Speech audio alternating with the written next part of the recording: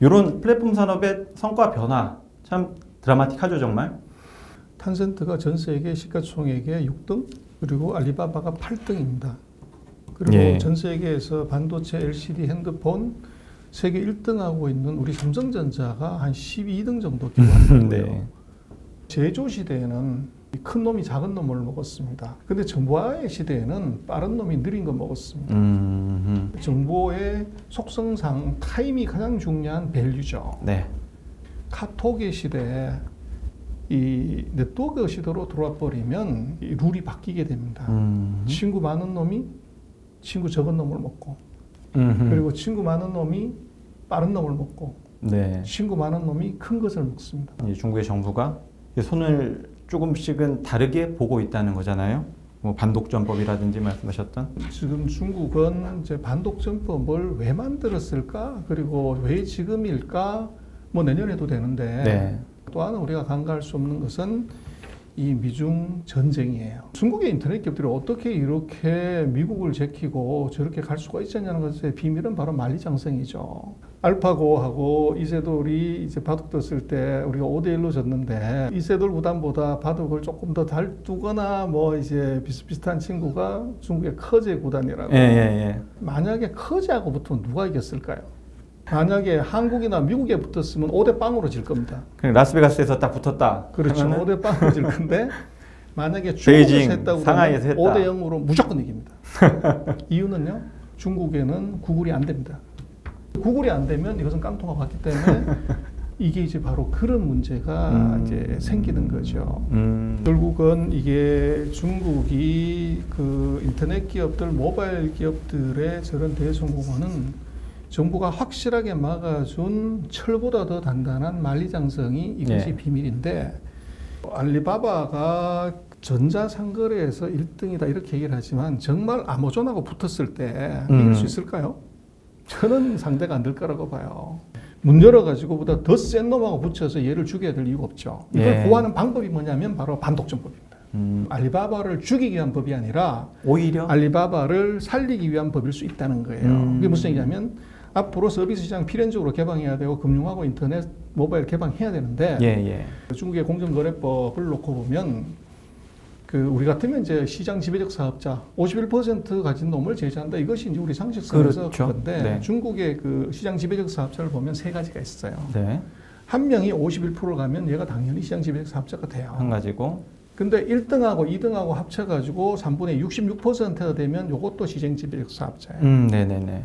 근데 1, 2, 3등을 합쳐가지고 75% 마켓쉐어가 나오면 CR3가 이것도 시장 지배사 지정을 해요. A라는 서비스에서 예를 들면 아리바바하고 징동이 아리바바가 50%, 예를 들면 징동이 15%, 네. 25%를 먹었는데 기타가 이제 예를 들면 25%를 갖고 있고 예. 그런 상태에서 시장이 개방돼서 아마존이 들어왔다. 예. 그래서 아마존이 한 10% 먹었다. 그렇게 되면 뭐 10%는 아주 마이너하죠. 네. 그리고 아마존의 실력이면 조만간에 25%, 35%, 50% 갈 수 있단 말이에요. 네. 시장에 빠른 속도로 잠식될 수가 있는데 이거 어떻게 반목을 잡냐? 네. 이게 10%밖에 안 되지만 50%의 알리바바에다가 징동 25%하면 75%가 되고 그렇죠. 얘가 10%더 들어가면 바로 85가 되는 거예요. 그러면 네. 세 번째 조항에 걸리게 되는 거죠. 5% 점유율에도 시장 지배적 사업자로 정부의 심한 제재를 받을 수가 있는 거죠.